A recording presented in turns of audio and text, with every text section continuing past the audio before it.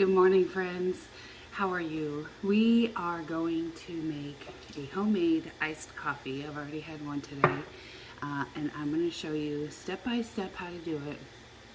First thing you do is when your coffee is, like my husband drinks hot coffee. So when he's done with his hot coffee, I turn off the coffee pot.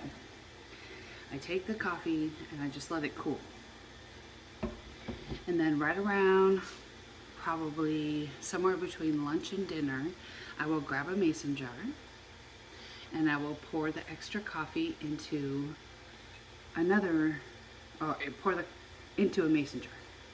Then I have these lids that are like sippy cups. They come with a straw from Ball, and I got those on Amazon. So I just use this as my lid. So this is yesterday's coffee, and it's nice and cold, and I'm going to show you how I make my mason jar iced coffee. So the first thing I need to do is to add ice. Our ice maker is broken on our fridge, so we have to buy ice at the gas station. And I just fill it up with ice. Now if your fridge makes ice, you can just use ice from your fridge. It makes it a heck of a lot easier.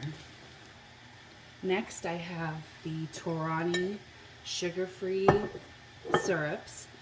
This one is salted caramel, and we'll put 4 pumps of this in there.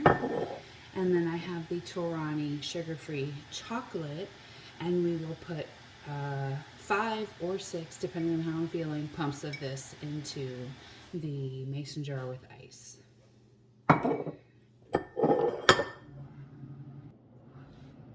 Okay, this is the salted caramel.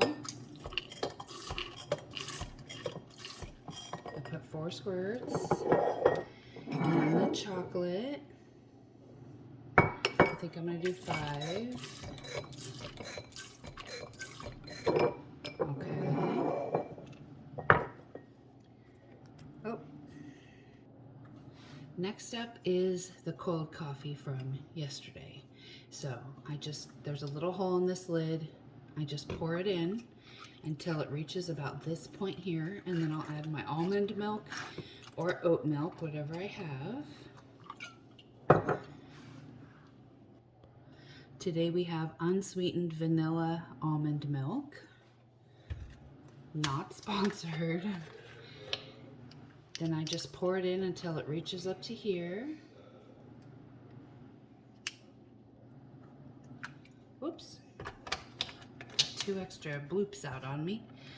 And I use my straw and I just stir it up. Whoops. I lost an ice cube, guys. I'm escaping. Then I put my cap on. And now I have my caramel mocha, not sweet tea, iced coffee. My caramel mocha iced coffee. There we go. So I just refilled my coffee container for tomorrow, because this is my second one for the day, so that's all I need.